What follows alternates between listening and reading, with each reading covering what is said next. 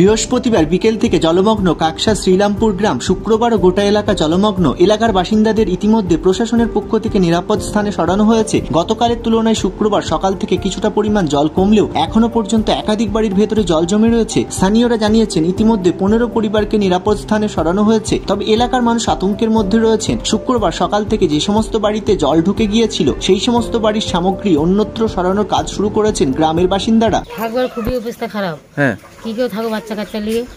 এখন কোথায় আছেন? এখন স্কুলে। মানে প্রশাসন থেকে এসেছিল বলে? হ্যাঁ। মানে বাড়িটা কখন পড়লো জলেই?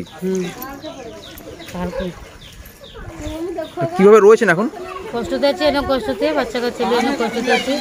স্কুলে আছি, কি করে থাকবো? বাড়ি নাই, সেখানে কোথায় থাকবো? আমার জল কমার পর কোথায় থাকবো আমি? কিছুই তো আমার ঠাই না, খাবো মানুষ আমরা। জল কি এখন বাড়ছে? হ্যাঁ, বাড়ছে বলে বলছে তো।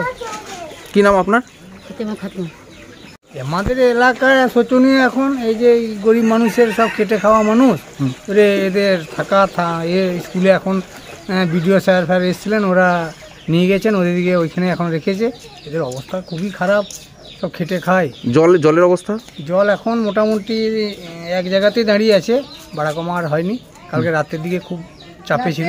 মানে থাকতে কি এখন আতঙ্ক লাগছে এখন? হ্যাঁ, ভয় তো সবসময় 24 ঘন্টা লেগেই আছে। কখন আর সামান্য কিছু জল ছাড়লে এবারে মানে উঠে দৌড়তে হবে সব যাওয়া পজিশন।